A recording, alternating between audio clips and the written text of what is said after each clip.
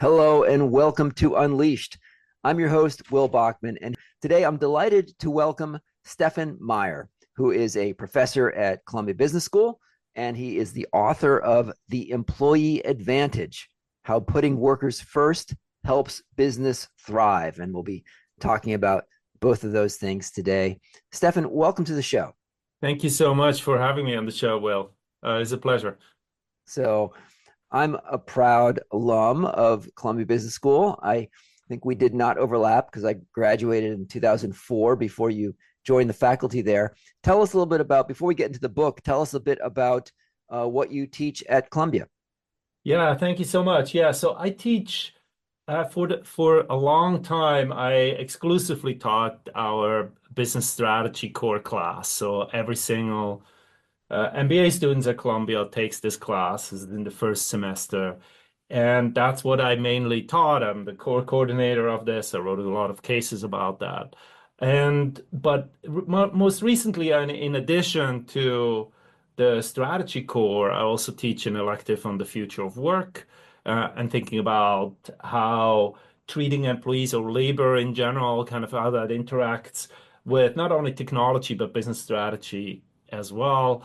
And then I also do international trips with students. So I bring them to mainly African countries at the moment. So I did 5 years in Ghana. I bring students to South Africa. And then this spring break, I'm going to bring them to Kenya.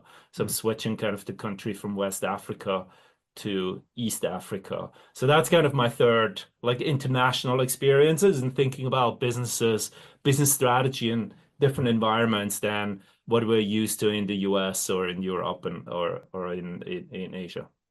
Oh, okay. And and what are the courses that you're teaching now? So yeah, so I teach strategy formulation, the future of work, and this global immersion program to Kenya, which is about technology and innovation Hmm. in Kenya, or like the Silicon Savannah, Oh, wow. as they call it there in Nairobi. Amazing. Tell us a little bit about the background of this new book that you came up with, The Employee Advantage. Yeah, it's interesting. The book, I was teaching business strategy, as I said, for I joined Columbia in 2008, and I'm teaching business strategy ever since. And when I do in the classroom, I talk about like how to differentiate, what it are we all know about kind of business strategy. And then when I go to my office and think about, what motivates people. So I'm a behavioral economist by training. And so I thought about the human aspect and the human side, and I often kept it relatively separate. Go back in the classroom and think about how to differentiate on the customer side and whatever. Go back to my office, think about what motivates people actually. How does incentives work or not? And only during the pandemic, quite frankly, I made kind of the combination, the link between thinking about the workplace and business strategy as such for two reasons. One is I think like the pandemic, in my opinion, put like a bright spotlight on what doesn't work so well within organizations. Just remote work is one of those where we thought for 100 years, that's kind of how we do work. And then suddenly it's like, maybe not, maybe we can do it differently. Maybe there's a better way. And the second is also, technology kind of started to ramp up even more. And so thinking about like what does technology actually does, how does it interact? And then I started to teach this class on the future of work, and in parallel started to write the book on that intersection of all those stuff that I would do in my office, in my research, and what I was teaching in the classroom when I was doing strategy formulation. So the subtitle is, I'd say, counterintuitive, right? So very few people would say that the opposite is true. Like very few people would say how putting workers last helps business thrive. Like no one would say that. But it's it's a strong claim to say how putting workers first helps business thrive. Like Yeah, ahead of your customers is sort of counterintuitive. Like the whole point of getting a company together is to produce value for some buyer. yeah. So tell me about that claim and maybe some examples of companies that put workers first ahead of their customers and are thriving. Yes, yes. Thanks so much. I mean, so there are two things in your question which I think is interesting. So one is about, the putting the first, and the other what you started before. I've never heard an executive say like, we don't care about our employee. In fact, most people say like, the employees are the most important asset, and that's the most important thing we have. Now, when you actually look at, engagement levels, something is not right with that statement. Either employees are not the most important assets, or we haven't figured out how to actually create high in engagement level. If you look in Gallup surveys, about 65% of US Americans are not engaged at work, and worldwide that number is is even higher. In fact, we looked at whether employees are the most important asset when you just look at like executive communication, and it turns out it's not true. Customers are much more important. I mean, shareholders as well, if you think about other stakeholders, but employees are actually not the most important asset in communication. And when you look at text analysis, when executives talk about customers, they think about, growth, opportunities, and when they talk about employees, like risk, cost. And so it's a very different mindset thinking about employees and also customers. And now I'm coming to the other part that you're asking about. When we think about customers, we think often win-win, or at least that's kind of what customer centricity led to. We're treating our employees very nice, and as a result, we're making more money. That's the idea of customer centricity. Now, of course, there's never been any executive who didn't say, we don't care about customers. Right. Now, there is a big difference between saying we care about customers and being obsessed with customers. And I think the same is true for employees. Now, why do I say putting employee first?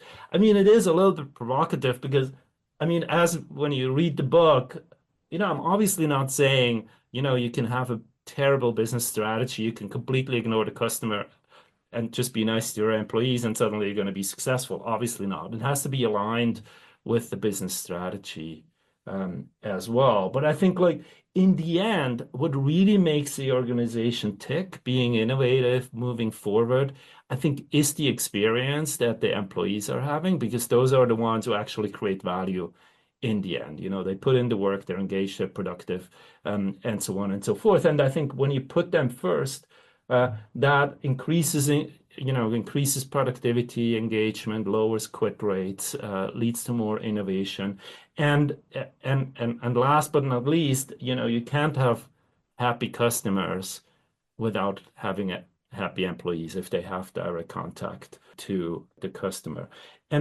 What I really wanted to do is kind of shift the mindset. I'm thinking about your employees like customers.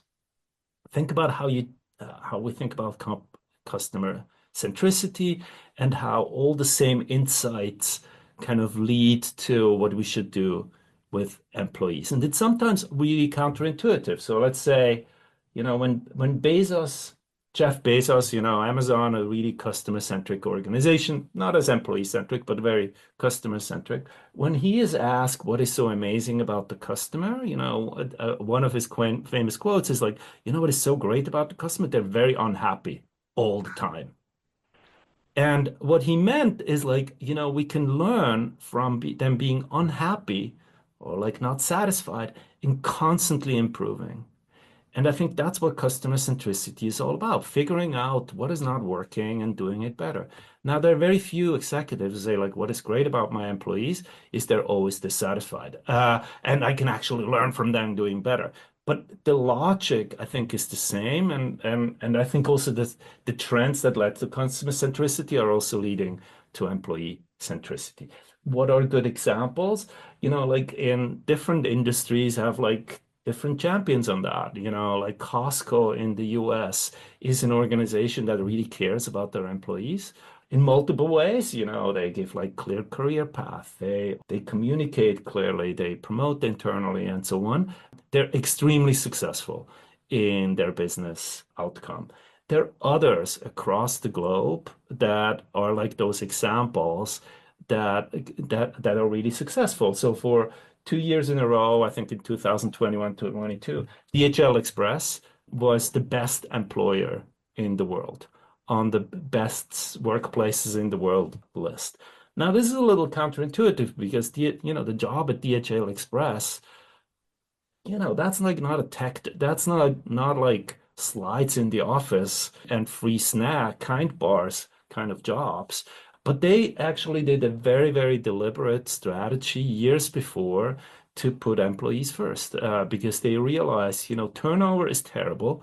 If people quit, that's very, very bad. Happy, quote unquote, happy employees or very engaged employees lead to very satisfied customers. And so they changed a lot of aspects in how they communicated, how they listened to their employees, how they trained them, how they provide career path within the organization. As a result, a couple of years later, they were not only, on those lists really high, they were also successful financially. So maybe help illustrate it or make it explicit for us at the margin.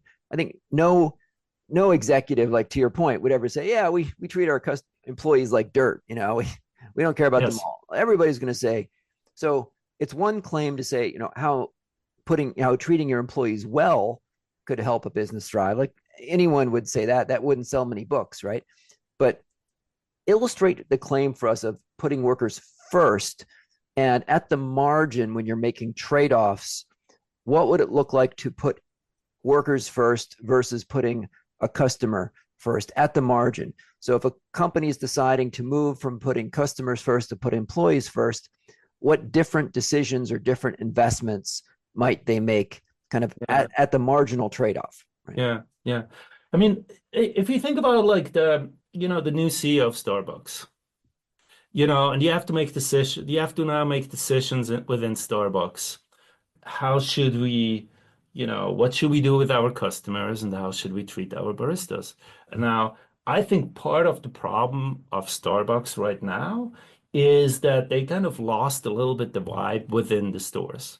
It's like supposed to be the third place and whatever. It was not. Now, very, very customer centric. You can tailor your latte in like, I don't know, 50 different ways. Now, is that really painful for the baristas? It is. I have an example in the book where like it goes viral that one customer who customized their latte in like 20 different ways. It's perfectly his right because that's how it's set up. Can we simplify it? Maybe lower kind of the options that are offered to the customer in order to make it smoother for the baristas, operationally, but also less cumbersome for them? I think so. Does that make a difference for the experience that the baristas then also portray on what happens to the customer? I think so too. So that's our like on the margin, how much attention you pay to one or the other, I think it does matter. Now, we're going all the way out to get like inputs from customers, putting a lot of resources to get insights in what customers want and what makes them happy, which I think is important. Should we pour some of those resources into like figuring out what actually employees want? To listening, going back to that example about, what Bezos says about like, the customer is very unhappy. Of course, you need to know what the customer is unhappy about. And I think the same with the employees. Does that literally mean like first versus second? I don't think so. You obviously need to, as I said before, both of those stakeholders are critically important. They create value within the organization, how to differentiate.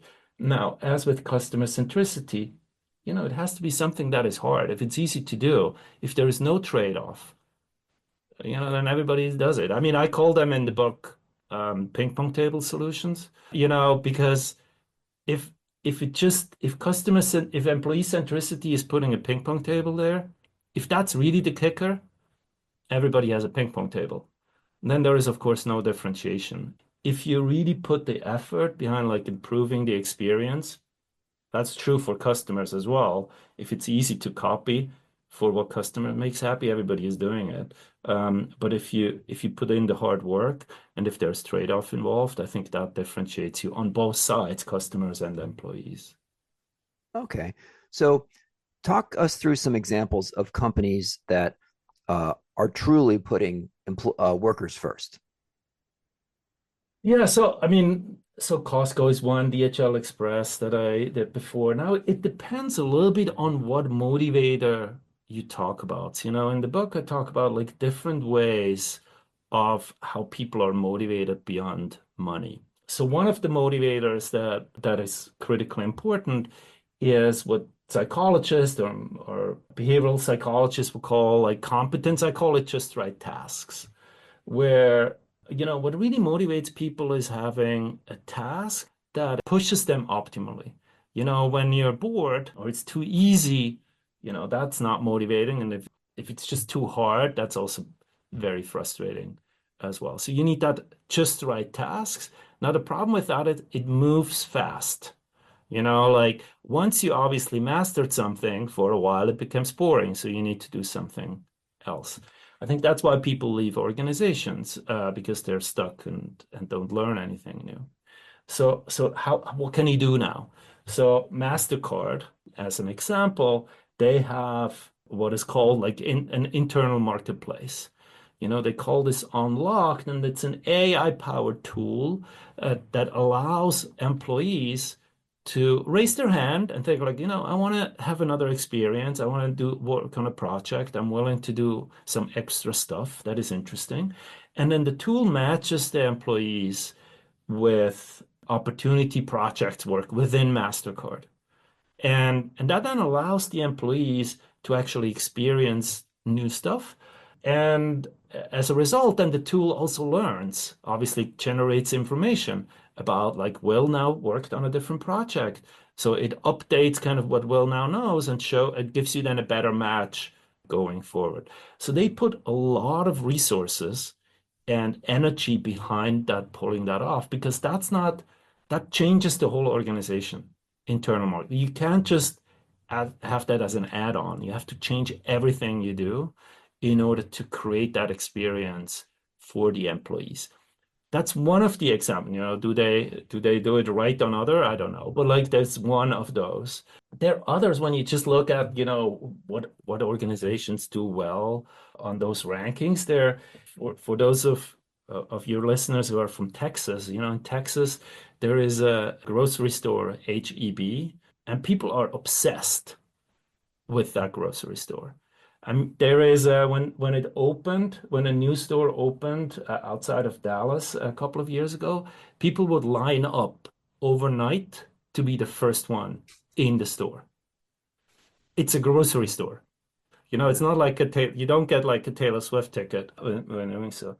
And I think what they do is they're really, really careful about thinking about their employees and having an experience that then transforms into the experience the customer have. Do they also do well on the product selection and how disciplined they are, where to grow and where to stay? Absolutely. But I think a critical piece of their success is how they treat their employees. For the longest time, Southwest Airlines is very successful for their business model is important, but how they treat their employees, how they select for their employees, how much autonomy they give the staff within the planes is an important piece of the experience that the customers then also had. So, what criteria would you have if you're looking at a company and maybe not even outside in, but you're allowed to go in and interview them and so forth? How would you decide, like, what are the criteria to decide, oh, Yeah, this company is putting their workers first, this other company is putting their workers like second, which is still good, right? But it's not first. How would you differentiate yeah. that? Because like few companies just go and say, well, we're going to treat our employees like just garbage, right? How do you make that judgment call? Yeah, that's a very important question. Like what are the potential metrics, early indicators to do that? It's a it's a hard question. Now, when you look at, when KKR has an arm that they call it ownership works. So Pete Stavros He's a partner at KKR, and he strongly believes in, it starts all with ownership. So giving employee stock options as a start. And they invest then heavily in those portfolio companies and implement that program. Now, that program, they also figured out that program, just giving ownership is not enough. Now, how do they know? Going back to your metrics, they measure mainly at the moment engagement level and quit rates. So, what's the turnover within those organizations and what's engagement levels? Now, turnover is obviously easier to quantify.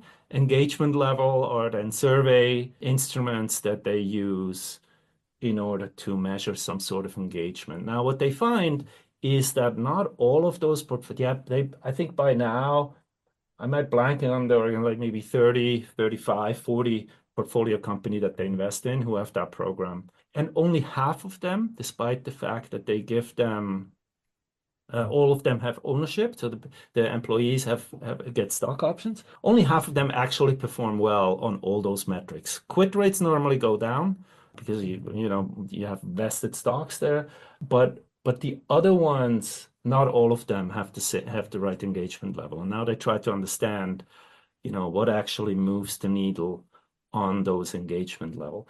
Those are early indicators. If I would ask you, so how do you know that an organization is customer centric? What would you measure?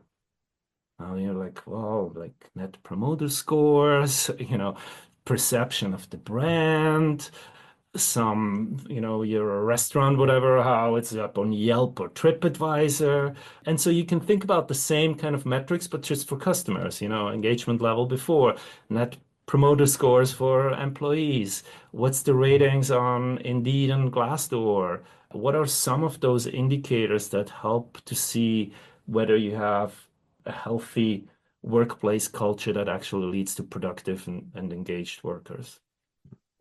How much does this matter on the industry? So, for example, there might be some places where, knowledge workers or people that touch customers directly, hospitality, restaurants, make an enormous difference. But then there might be some industries where, the customers aren't really going to see the employees. They're Yeah. doing more commodity work. Like if the truck driver is engaged or not engaged, like as long as the truck gets there, it doesn't really matter that much, someone might say. So does this approach matter more in certain industries than others? I think like certain aspects of the benefit matter more in others. If like the benefit of, the customers are happy, obviously needs contact between the employees and the customers. But there are others, if you look at kind of why, Toyota was so much more successful in their production approach was part of the organizational piece, how they actually organized innovation on the front line, that the employees were willing to put in the Kaizen and on court kind of model, that they were willing to share those information. Now you had to change something how you deal with the employees. Toyota taught GM how to do it, and they took them like 15 or 20 years to get the same productivity levels because they forgot the most important aspect is not having actually the and-on cord, but train them the right way, treat them the right way, changing the organizational structure that you give autonomy and discretion to people on the front line to do the work. Now, others are like, and that's what the KKR guy measures quit rates. Even if you have no contact to the customers, in certain industries, it's very, very costly for people to leave and to retrain. And so depends, it's absolutely true that from certain industries to the others, some of those motivators, some of those benefits differ. But I would argue in every of those, treating your employees well and creating kind of this very engaged, productive, innovative workforce is critically important. Hmm. So let's say a company is convinced, they're like, okay, yes, we want to put our workers first. We're going to change and do that. And they bring you in as a consultant to help advise them. Talk to me about how you would recommend they go about doing this. What would the sort of boat chart look like? What's the process map look Yeah, like to yeah. move from current state to putting workers first? Yeah, yeah, absolutely. It's a very good question. What's kind of, I mean, strongly believe in the ideas. Now the question is like, how to actually implement that. I think like starting again with thinking about what do we do with customers and how do we now do it with employees is a good start. So what do we do with customers? We listen, we get insights, we have actually ideation workshops to figure out like what happens on the customer side. I mean, I do that here all the time within our executives. We think about like what does the customer care about? How do you differentiate to compare to your competitors? And I think the same can even be applied to thinking about what the employees do.